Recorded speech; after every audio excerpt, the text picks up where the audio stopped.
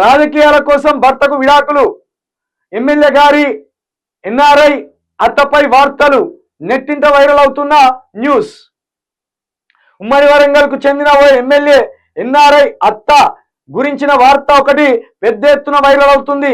ఆ ఎన్ఆర్ఐ అత్త విడాకులకు రెడీ అయిందంటూ ప్రచారం జరుగుతుంది. ఆ ఎన్ఆర్ఐ అత్త విడాకులకు రెడీ అయిందా? ఎవరీమె? ఎవరో మనకు కూడా తెలుసు, కానీ గిట్ల చెప్పినందుకే నా మీద కేసు పెట్టినోటి. ఎవరు? మన ఆయనే, ఏది వివేక్ వెంకట స్వామి. గిట్లా వివేక్ వెంకట స్వామి అని పేరు చెప్పినందుకే కేసు పెట్టి.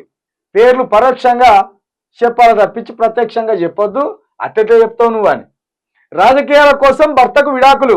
ప్రజాసేవ పేరిట రాయకీయాలకు వచ్చిన సదరు ఎన్ఆర్ఐ అత్త గత పార్లమెంట్ ఎన్నికల్లో ఎంపీ సీటు కోసం గట్టిగా పైరవి చేశారు. అయితే ఆమెకు ఎంపీ కాదయా, ఎమ్మెల్యే సీటు కోసం చేసిండ్రు. అయితే ఆమెకు అదృష్టం వరించలేదు. రాజకీయాలు వద్దంటూ భర్త పెద్ద కొడుకు వారించిన ఆమెకు వెనుకడుగు వేయలేదని చివరకు విడాకులకైనా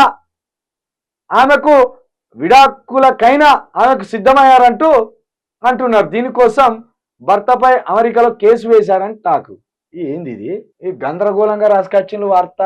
ఈ వార్త గందరగోళంగా ఉన్నది. ఇక్కడనేమో రాజకీయాల కోసం భర్తకు విడాకులు, ఎమ్మెల్యే గారి ఎన్ఆర్ఐ అత్తపై వార్తలు, నెట్టింట వైరల్ అవుతున్న న్యూస్. ఓహో అత్త ఇది ఎక్కడ? మీకు అర్థమయ్యేటట్టు చెప్తా. అత్త ఎమ్మెల్యేగా పోటీ చేయాలనుకున్నది. అత్తకు సీటు రాలేదు, కోడలికి ఇప్పించింది. కోడలు గెలిచింది. అయితే అత్తకు కూడా రాజకీయాలు చేయాలని ఉన్నది. కానీ అత్తకు ఇక్కడ మీకు స్థానికత లేదు, మీరు ఇక్కడోళ్ళు కాదు, మీకు ఎన్ఆర్ఐ అనే ముద్ర ఉన్నది, మీకు భారతదేశానికి సంబంధించిన పౌరసత్వం లేదు అని అత్తను పక్కకు జరిపేసింది. పక్కకు జరిపేయడం వల్ల కోడలకు అదృష్టం కలిసి వచ్చింది. కోడల్ని పెట్టి అత్త గెలిపించింది. ఇప్పుడు అత్తకు కూడా రాజకీయాలు చేయాలని ఉన్నది, కానీ భారత పౌరసత్వం లేదు. దానివల్ల భర్త అక్కడున్నాడు, భార్య ఇక్కడున్నది, అత్త ఇక్కడున్నది, మామ అక్కడున్నాడు, కోడలేమో ఎమ్మెల్యే గెలిచింది.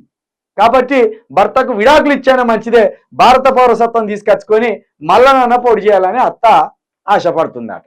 మొత్తానికి రాజకీయం భార్య భర్తల మధ్య చిచ్చు పెట్టింది, విడాకులకు దారి తీస్తాను. ఇక ఈమె పేరు చెప్తేమా మళ్ళీ నోటీసు పంపుతారు మనకు. ఇది వరంగల్ జిల్లా జనగామకు కూతవేట దూరంలో ఉండే ఒక నియోజకవర్గం. ఇది ఇక అర్థం చేసుకోరు. ఇక ఇంకోటి చెప్పాలంటే ఎర్రబెల్లి దయాకర్ రావును ఓడించిన నియోజకవర్గం అని ఇక అర్థమైపోయిందిగా. అయిపోయి